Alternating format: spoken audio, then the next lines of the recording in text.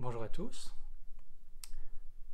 Aujourd'hui, j'avais envie de vous parler de l'erreur fondamentale. L'erreur fondamentale qui est à l'origine de toutes nos souffrances, sans exception. L'erreur fondamentale qui est à la source de toutes mes insécurités. Insécurité physique, insécurité relationnelle, insécurité émotionnelle, insécurité psychique, insécurité existentielle. Voilà. Et cette erreur fondamentale, on pourrait la résumer ainsi. Je crois être une entité physique avec un certain nombre de qualités inscrites dans le temps et dans l'espace. Et cette vérité fondamentale, c'est la source première de toute l'ignorance qui va se constituer, s'agréger autour de cette poussière initiale. À partir de cette croyance initiale, selon laquelle je suis quelque chose de physique dans mon essence, soumis aux aléas de l'espace et du temps et au règne de la matière, eh bien, un certain nombre de mécanismes de protection et de défense vont se mettre en place et cristalliser autour de cette erreur fondamentale tout un ensemble d'erreurs secondaires qui vont finalement m'amener à vivre ce qu'on appelle le karma ou l'identification à l'ego, à la personnalité. Cette ignorance fondamentale, c'est ce que le Bouddha Shakyamuni a appelé l'ignorance qui est à la source de la souffrance, dukkha. La vérité qui vient libérer, dissoudre cette ignorance, un peu comme de l'antimatière vient dissoudre la matière, eh bien c'est la vérité selon laquelle ce que je suis n'est pas physique. Ma nature essentielle n'appartient pas à l'espace, au temps, à la matière, à l'énergie. Ce que je suis, c'est une entité individuelle, purement non physique et dotée d'un libre arbitre. Ce libre arbitre, c'est celui de pouvoir dire oui ou pouvoir dire non à l'autre, à l'expérience de l'altérité. Voilà, ça c'est la vérité fondamentale auquel conduisent à peu près tous les chemins spirituels authentiques. Alors évidemment, le fait d'énoncer cette vérité de manière rationnelle, intellectuelle, cognitive, ne va évidemment pas dissoudre la souffrance. C'est comme simplement un indicateur, un enseignement. Ensuite, tout mon cheminement, ça va consister à éprouver la vérité de cette information et d'aller d'abord vivre ce qu'on appelle une percée initiale ou une expérience d'éveil. Ça peut arriver à l'occasion d'une retraite ou d'une expérience de mort imminente, d'une expérience mystique, d'une prise de substances psychédéliques, antéogènes. Voilà, il y a voire une expérience spontanée dans ma vie. Cette expérience qu'on appelle l'expérience directe, dans laquelle je fais l'expérience de l'unité de toute chose, de la non-séparation entre moi et le monde, entre moi et tous les objets. L'expérience que tout ça n'est qu'un grand jeu. Ce moment de reconnaissance ultime, c'est la percée. C'est le moment où voilà, j'ai vu la vérité derrière le voile, et une fois que j'ai vu cette vérité une fois, une part de moi ne peut plus l'oublier. Donc tout le travail spirituel, qui est un cheminement absolument sans fin, ce qu'on appelle le cheminement vers la libération, eh bien, va consister à déconstruire au fur et à mesure tous les agrégats d'ignorance et de fausses croyances et de représentations et de résistance et de schémas inachevés ou de modes de survie qui se sont agrégés et me font quitter cette expérience fondamentale de ce que je suis. Donc on pourrait dire que le chemin vers la vérité, donc le chemin vers la libération de la souffrance, vers la dissolution de l'ignorance, ça consiste à établir une percée, une première expérience qui me permet de passer d'une connaissance intellectuelle de la vérité à une expérience de cette vérité, à la gnose, comme on le dit dans la tradition on pourrait dire archéo-chrétienne, proto-chrétienne. Cette gnose, cette connaissance empirique va être vécue expérientiellement, n'est plus une connaissance mentale ou théorique, c'est plus un modèle, elle a été éprouvée, et à partir de là, le ver est dans le fruit, un peu comme dans le film Matrix, vous avez pris la pilule rouge, une fois que vous avez vu la vérité, vous pouvez essayer de revenir dans le monde de l'illusion, dans la matrice, vous ne pouvez plus ignorer cette vérité. Il n'y a pas de pilule bleue pour oublier la vérité une fois qu'on a goûté cette essence. Donc ça, c'est le point de départ du cheminement spirituel, l'expérience de percée initiale. Ensuite, tout le travail de libération va consister à renforcer cette expérience pour qu'elle devienne peut-être pas permanente, mais en tout cas de plus en plus pérenne, de plus en plus stable, de manière à ce que je ne croie plus en l'illusion du monde matériel, en l'illusion de la séparation et de mon identification à un être fini que je crois être, un corps, un ego, un psychisme, un mental, une histoire.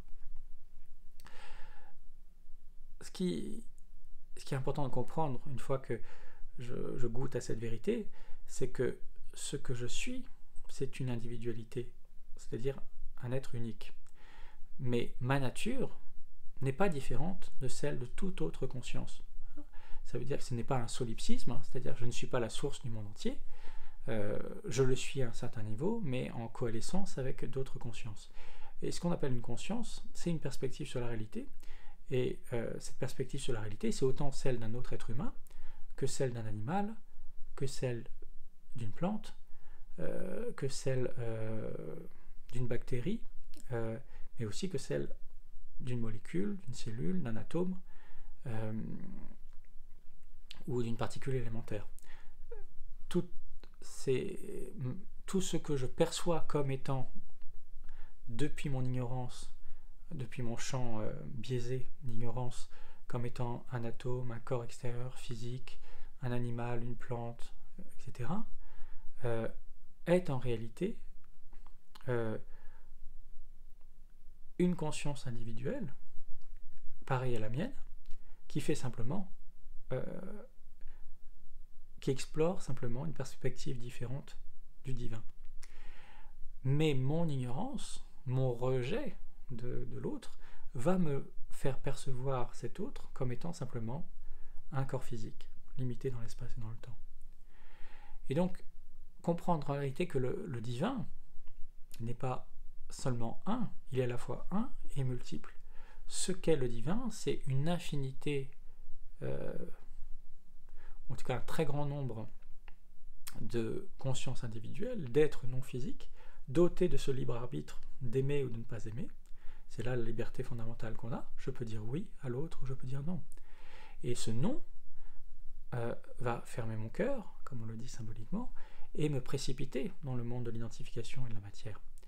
A contrario, l'ouverture du cœur, la reconnaissance de l'autre, de l'altérité, l'amour de l'autre, va ouvrir mon cœur et va m'amener à le vivre comme étant pareil à moi-même, une pure conscience qui échappe aux catégories de l'espace et du temps.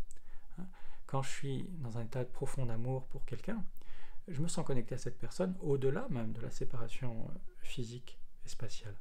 Ce que je suis fondamentalement et ce qu'est l'autre fondamentalement se rejoignent à un niveau profond qui, quand cette vérité a vraiment imbibé l'ensemble de mon espace psychique, a libéré les stases de mon champ d'ignorance, de mon opacité, de mon auto-hypnose, eh bien, je vais pouvoir vivre l'autre comme étant indissociable de moi. Enfin, indissociable au sens, nous sommes du même. Et je te porte dans mon cœur et tu me portes dans ton cœur pour l'éternité. Rien ne peut plus séparer ces êtres, ils ont fait l'expérience directe et réciproque de leur essence véritable. Ils se reconnaissent au-delà de l'espace et du temps, et même la mort ne peut plus les séparer. Ce qui est mort, c'est simplement une apparence, une représentation qui était figée, mais qui était que la trace d'une ignorance. La personne que j'aime, je finis par plus voir son corps, je vois son être, enfin c'est même pas son être que je vois, parce qu'il ne s'agit pas de perception, justement, il s'agit d'une connexion intime où nous sommes à la fois semblables et uniques dans notre relation. Et ça, c'est l'horizon de réalisation de toutes les relations. En tout cas, c'est l'horizon potentiel de toutes les relations qu'on pourrait ouvrir et approfondir avec toutes les autres consciences qui constituent le monde. 10 puissance 80 selon certains modèles. Et c'est la totalité de l'information contenue dans l'univers selon certaines tentatives d'extrapolation.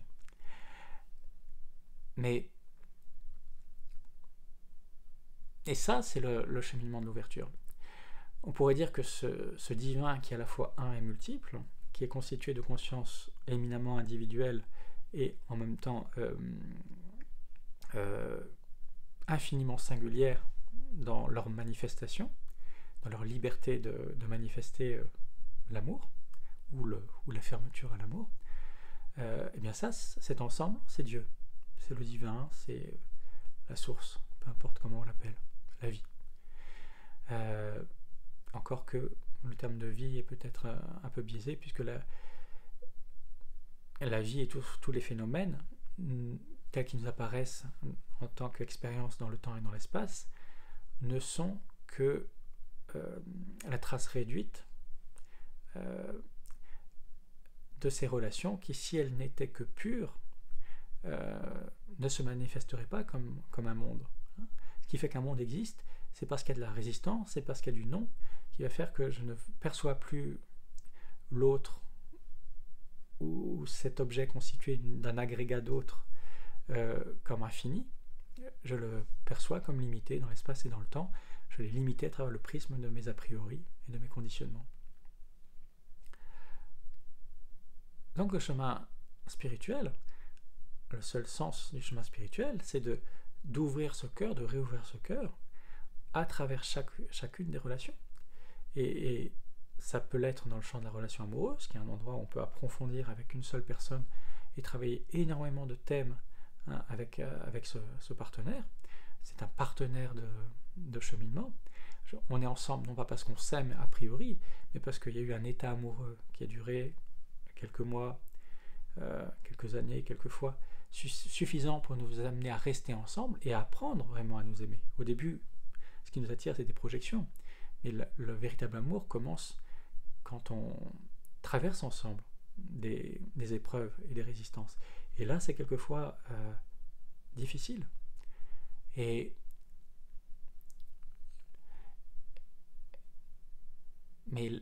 la magnificence de la relation, c'est ça. C'est que dans la durée, je vais apprendre à t'aimer, tu vas apprendre à m'aimer.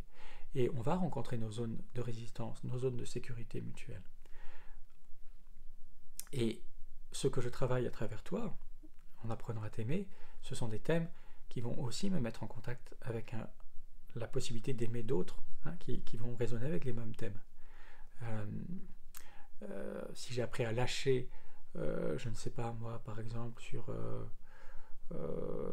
certains goûts, certaines, je sais pas, des horaires de rythme, voilà, des rythmes de vie, par exemple, qui sont différents, et ben j'aurai lâché un thème qui sera libéré, non seulement pour cette relation, mais pour toutes les autres relations. Donc le champ de la relation, c'est le lieu, en réalité, du travail spirituel. Parce que Dieu, Elohim, est à la fois un et multiple. Et il est un au sens où nous sommes tous de la même nature, nous possédons tous la même nature, mais il est multiple au sens où nous sommes tous une manifestation individuelle et singulière de ce divin. Un choix unique et libre de dire oui, de dire non à certains autres et à certains Voilà, à certains et pas à d'autres. Voilà. Donc,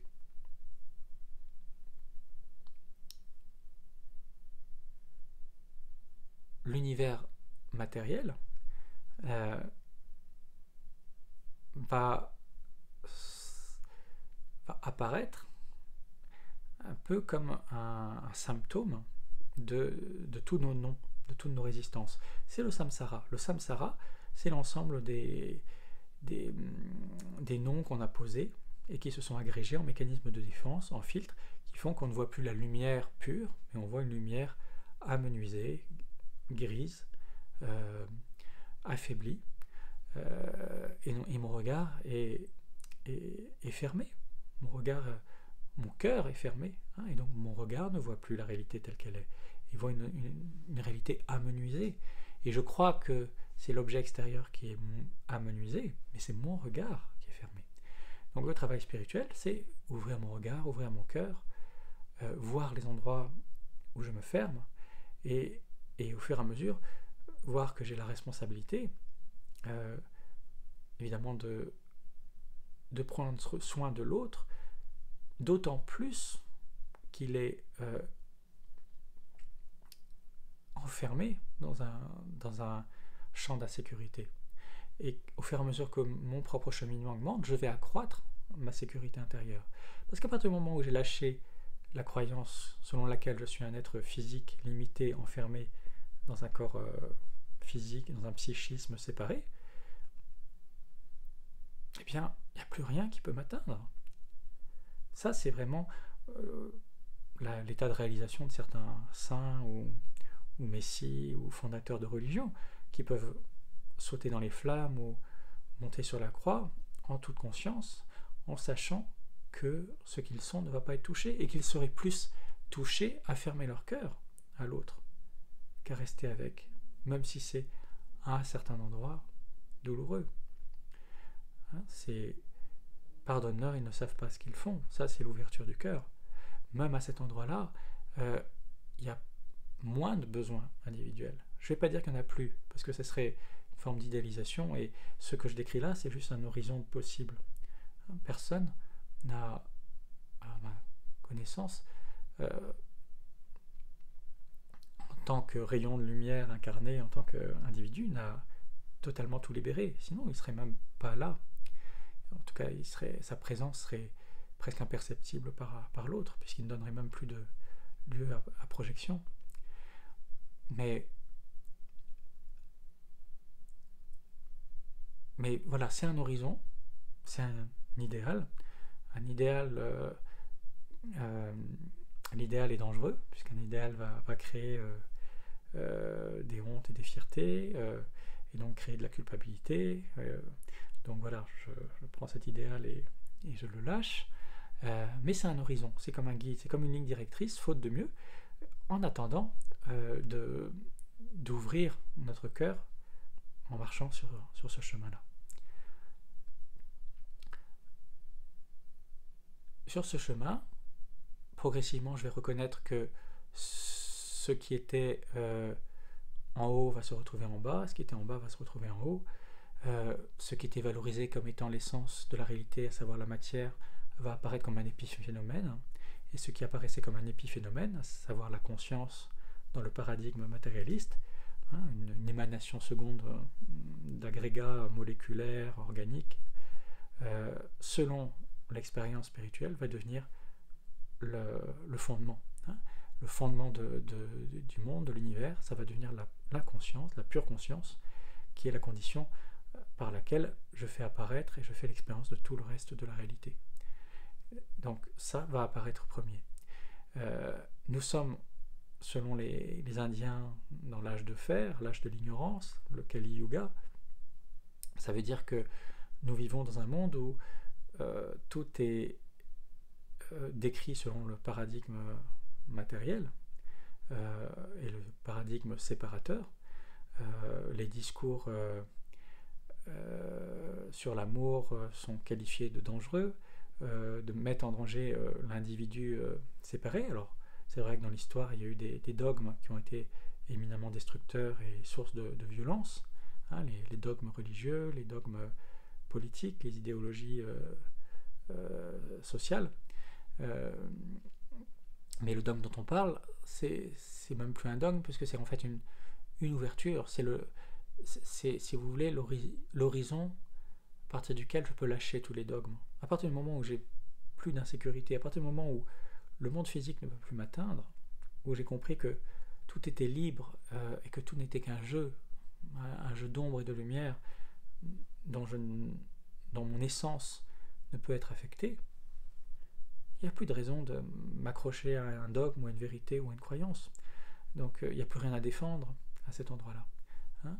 Donc au fur et à mesure, mes besoins personnels, qui sont souvent mis en valeur justement dans le développement personnel aujourd'hui, où c'est important de prendre soin de ses besoins, de s'affirmer, etc.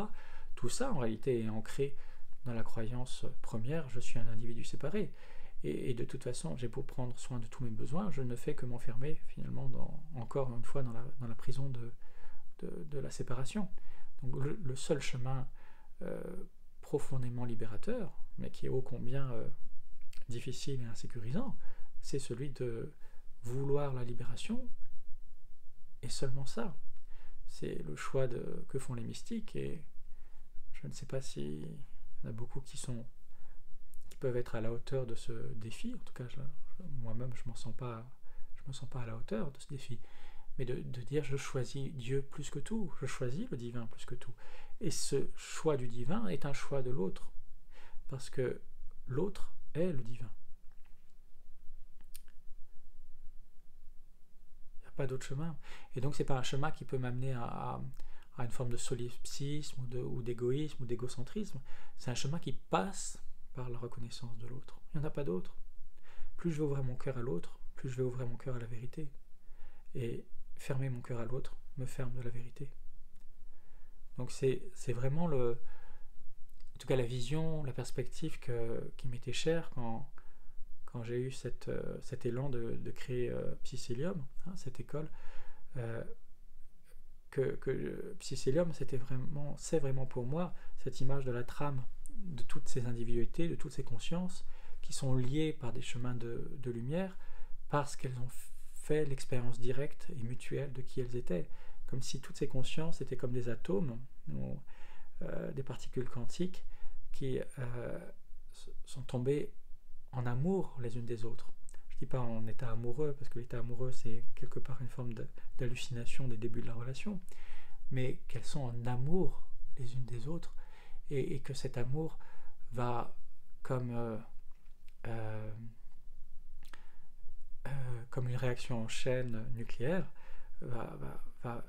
si on atteint un certain seuil critique, va permettre d'illuminer un plus grand nombre encore de personnes. En tout cas, c'était ça l'idée, et c'est ça toujours l'idée de ce projet Psycélium, c'est d'amener des outils, un contexte, un cadre, des enseignements et des pratiques qui nous permettent, à travers la relation, de faire l'expérience de plus en plus ouverte et de plus en plus stable de notre véritable essence, de notre véritable nature, de la réalité de ce qui nous sommes, et donc d'échapper à la souffrance, de prendre soin de l'autre, parce que c'est en prenant soin de l'autre que mon cœur s'ouvre, et non plus de chercher à acquérir, comme dans l'idéologie du développement personnel, des nouvelles qualités ou un éveil personnel, etc. Et évidemment que ça passe par un travail orienté vers moi, qui peut apparaître dans un premier temps égocentrique. Mais d'abord, je dois casser toutes les strates d'ignorance qui m'enferment pour pouvoir ensuite m'ouvrir à l'autre avec un cœur ouvert. Donc, voilà, Psycélium, c'est cette proposition, cette intention de comment on se met ensemble à partir d'un certain nombre d'enseignements traditionnels ou contemporains, de techniques, d'accompagnement, de thérapie spirituelle, au sens de prendre soin, pour soutenir cette éclosion collective de notre véritable lumière. Si vous êtes intéressé en tout cas, je vous invite à aller sur le site de l'école, c'est psycélium, psycelium.com. trouverez d'autres informations. Hein. C'est une manière de prolonger le travail que j'avais amorcé pendant quelques années à travers le tantra de la non-dualité, qui quelque part était déjà dans cette intention. Mais le terme tantra aujourd'hui en Occident représente aussi une forme d'addiction au plaisir, à la recherche d'intensité, qui en fait nous éloigne aussi quelque part de cette recherche-là. Puisque tant qu'il y a des compensations, les addictions sont toujours là pour éviter quelque chose. Et l'approche Psycélium est peut-être un peu plus exigeante, un peu plus radicale, puisqu'elle nous invite à aller au-delà de cette satisfaction immédiate de nos pulsions, hein, même si dans le tantra il y a un véritable et un authentique travail spirituel. C'est pas le tantra qui est en cause, c'est l'imaginaire collectif qui a été créé autour du tantra en Occident, qui tend à y voir une forme d'épicurisme spirituel ou d'hédonisme spirituel, ce qu'il pourrait être, mais l'extase est la fin du travail et n'est pas le moyen. Hein. Et tant que je m'attache à l'extase ou au plaisir comme à une fin, enfin plutôt comme un moyen, au prétexte que voilà, c'est un chemin tantrique spirituel, en fait je manque la zone aveugle en moi. Donc Psycélium est un peu ce prolongement-là pour des personnes qui se sentent appelées par cette intention de reconnaître ensemble cette nature du divin qui est à la fois un et multiple, et qui est la vérité qui vient dissoudre l'erreur fondamentale qui est à l'origine de toutes nos souffrances, à savoir cette croyance: je suis un être physique séparé, enfermé dans un monde de matière. Ça, c'est l'erreur fondamentale, la vérité fondamentale. Je vais la formuler comme ça, même si elle ne peut se formuler exactement. Il n'y a que le silence, un moment qui en rend compte. Mais ce que je suis, c'est un pur être non matériel et libre d'aimer à la mesure qu'il choisira d'aimer. Et selon l'ouverture de ce cœur, eh bien je vais faire advenir un monde de matière. Le monde de matière est la trace karmique, samsarique de cette illusion. L'amour dissout la matière, dissout le monde physique, jusqu'à ce qu'il n'y ait plus rien à craindre, qu'il n'y ait plus rien à rejeter, qu'il n'y ait plus rien à agripper. Il n'y a plus que la grâce, la lumière et l'amour. Voilà en quelques mots. C'est des thèmes sur lesquels je reviendrai probablement. N'hésitez pas, si vous avez des questions, à les mettre en commentaire. J'y répondrai, soit directement, soit à partir de nouvelles vidéos.